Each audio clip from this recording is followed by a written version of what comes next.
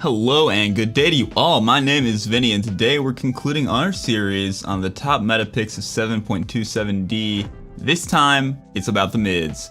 With some luck, we should need to update this video soon. I think we're all more than ready for the patch, but as it stands, we might have all of November left for 7.27D. So in the meantime, let's study up and talk about the mids that the pros are dominating with so that you too can win more. And that's exactly what we're gonna do after we get to the question of the day. What Dire Tide set do you want the most? I like the Snapfire one, that one's crazy cool. Or the Shaman where he uses his tongue as a shackle. Or the Juggernaut one, that just looks like a Arcana. It just looks like a straight up Arcana that you can get for free. There's actually just too many good sets, so let me know which one you want the most in the comments.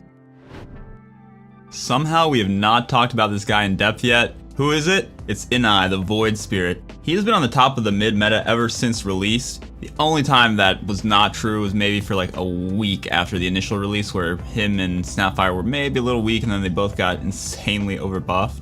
He's only been outshadowed by some insanely broken heroes like pre-nerf Doom, but all those game-breaking mids have been toned down a lot. But meanwhile, Void has dodged any serious nerfs, which makes sense considering he also dodges all of your spells and seems to almost never die. Void Spirit has a lot going on for him. He's active, escapable, he's got utility, and he even has carry potential. The only weakness of the hero is that he has some difficulty recovering in a terrible game, and the fact that he's melee while having more bad lane matchups than most of the popular mids. Over the past months, there's been a renaissance in the skill builds for Void Spirit. Shortly after release, everyone settled on like a 204 build, sometimes even delaying to simulate until level 11. Now some pros are maxing to simulate first, and everyone is taking it by level 4 at the latest. So you might be seeing 114, which is the most common skill build, or even 142 for that max to simulate. That nuke is massive and it one-shots a range creep from full. The primary weakness of Void Spirit is sometimes failing to farm safely in the mid lane, and to simulate, if you max that ability, it solves that issue. This is because it's providing you with that amazing wave pushing and the ability to secure any amount of creeps. Resonant Pulse is fine at this too, but having both combined is even better, and Resonant Pulse just doesn't deal quite as much damage. You love runes and you always buy bottles, so having the ability to clear faster is a must. To think that some people max Q first in the past really kind of showed how bad our early understanding of this hero was. You should practically never take multiple points in Q. It just scales terribly. You get 0.2 seconds of stun and 50 damage for a level. I mean, I don't care. Do you care? I don't really care. 1 point in it is enough to hit your simulate anyway if you're just fast. In lane, you never want to use Q unless your other spells are on cooldown, or if you think it'll lead to a kill. It's not guaranteed to land, and you would much rather use your mana on your wave clearing spells. Still gonna want a value point in that Aether Remnant though. You can pull off some great outplays with it if the enemy tries to deny you under tower. You can pull them back into your own, maybe get a surprise kill. But even more varied than the skill build for Void Spirit is his item builds. I'm going to highlight 3 of the most common paths. You got the spell build, the right click build, and the mix build. For the spell build, the path is simple. Rarely you would ever change this. Boots of your choice, phase, treads, or travels, Yules, Aghanims, BKB, Octarine, and then something like a Shiva's or a Scythe. For the right click build, I'm going to share it with you Thompson's build. He most commonly goes phase boots, Echo Saber, Desolator, BKB, and Daedalus or MKB into Satanic. Echo Saber deserves a lot more buys on Void Spirit. It gives you mana, which the right click build is otherwise not getting from Yules or the talent. The double hit is good because otherwise we have no attack speed items, and the Echo Slow is actually extremely relevant. It's just long enough to make hitting Aether Remnant a lot easier. For the mix build, we're going to go Boost of Choice, first item Orchid or Spirit Vessel, then we're going to go for the one that we skipped, Yules, BKB, and a big damage item or Octarine. This build is more for pickoffs or games where Orchid or Vessel are a great pickup, such as versus Lifestealer. Naturally, we can compare Void Spirit to his brother Ember Spirit. Void Spirit trades map-wide mobility and magic resistance in favor of much higher single target damage. And even with the Ags, Void can do as much AoE damage as Ember as well. You're going to want to delay your talents until you're forced to take them. Once you do, you want damage, pulse damage, step cooldown, and the dissimulate stun. Except if you're playing physical build, then you're going to want the step damage at 25. We did put Lina on our underrated heroes list, and as you know, heat rises, so Lina is now the 11th most popular hero in pro pubs, and she has a distinct advantage of having virtually no bad lane matchups. At most you have 3 bad matchups, Sniper, Tinker, and Visage, and those heroes practically don't exist right now. And if you're some sort of hero spammer, you can even first pick Lina. The enemy team is going to think that you're supporting, but no, you're playing mid lane, and even if they somehow guess that you're mid, what are they going to really counterpick you with? maybe Sniper, but you can always just buy Shadow Blade and try to pick them off later. For the skill build with Lina, it's simple, 4-1-1. Maxing either option second is viable. I prefer maxing the stun, but there's a pretty even split between the passive and the stun maxing second. As for the build, it's going to be 2 nulls. You're going to need 2 nulls in order to combo down a wave with just LSA plus Dragon Slave. Then you're going to get a bottle. You're going to get Boosts of Travel. Boosts of Travel very common on Lina because with those alone, you can hit the move speed cap with your passive. And also she loves to split push. She loves to solo kill, so you can show up and surprise people in any lane. You're gonna pretty much always want to go right-click Lina. Pure magic build is an option, but I would only even consider that if you have a right-clicker in the off lane and safe lane, like, I don't know, Weaver off lane plus PA in the safe lane. It's just kind of a waste of the passive. But if you do want to go pure magic build, you would go Eul's, Aether, Ags, Linken's, Shiva's, and Octarine. But what we really want to do is the right-click build, and for that, we do still start with Eul's sometimes, but usually it's more Eul's or Shadow Blade. Shadow Blade is preferable if you have no sources of invis on your team already, and for killing heroes like enemy anti-mages, or heroes that go invisible like Rikimaru and Clinks, because the Eul's is going to give them time to get off their invisibility, or in the case of anti-mage, his spell shield. After that, we're going to go MKB, BKB, Scotty, and Assault Cuirass. Other options are Hurricane Pike, Satanic, and Linken's.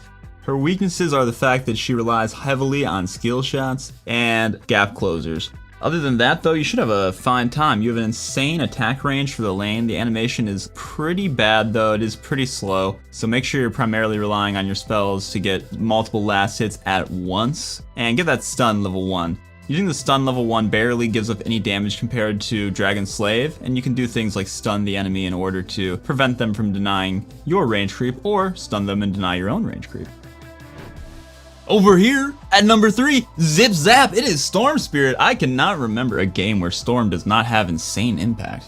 Gap closers are so valuable at forcing fights and getting on top of problem heroes such as Lina, who we just talked about. All the spirits are great gap closers, but the thing about Storm is it just never ends. This guy can initiate or follow up from anywhere so long as you have enough mana.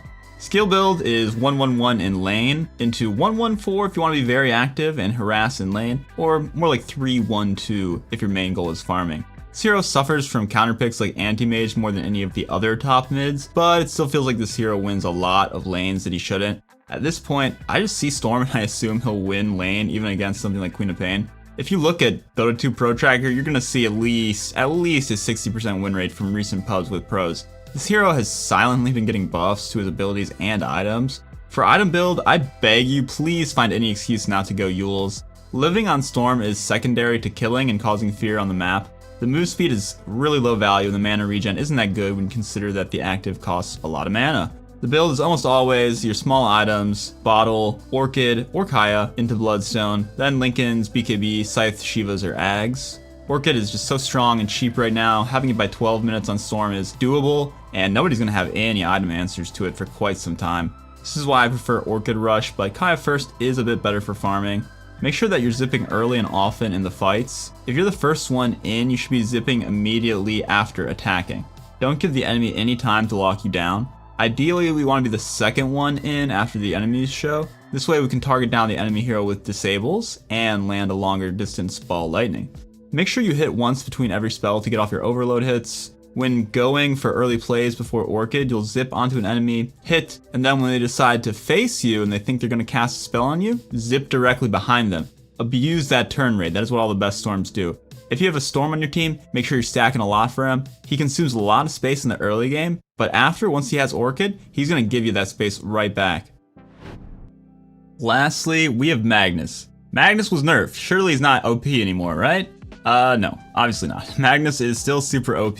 Magnus is even being seen as all 5 roles, but primarily as position 5, offlane, and mid. Magnus is strong in vacuum, sure, but I really think what got the hero over the edge is the direction that the games have gone with the recent patches. There's a very high number of creeps on the map, stacking is of the utmost priority, there's tons of melee hard carries running around that just love and power, and there's a longer game length. A need for hard stun and gap close is also so good right now against all these annoying spirits. Magnus Mid is down to a science at this point. 1 for 1 in skill build, maxing Shockwave second, 1 or 2 bracers, Treads, Bottle is optional, Echo Saber, Blink Dagger, BKB, Daedalus, AC, Silver Edge, or whatever item you think you need at that point. Just like Void Spirit, we have a hard carry who should be bad at laning, but when we push out the wave with Empower and then jungle, I mean, how are they going to stop us? It doesn't matter how bad your matchup is if you're just farming the jungle on cooldown. Even if you completely fail at your lane and have the worst game of your life, you're still a huge part of your victory as Mag. Empowering is just too good. Simply make it your life's goal to empower your carry and you're going to have impact no matter how bad your individual game is. As for in the lane, Mag is tanky and he can even steal some cheesy kills in mid if your opponent gets overconfident trading. What you're going to do is shockwave them and take some steps toward them as soon as you shockwave, then just quickly skewer back under your tower. In the early game, do not be greedy with your RP, especially as the mid laner. Our damage and tankiness is usually needed earlier rather than later in the fight because you have such high net worth.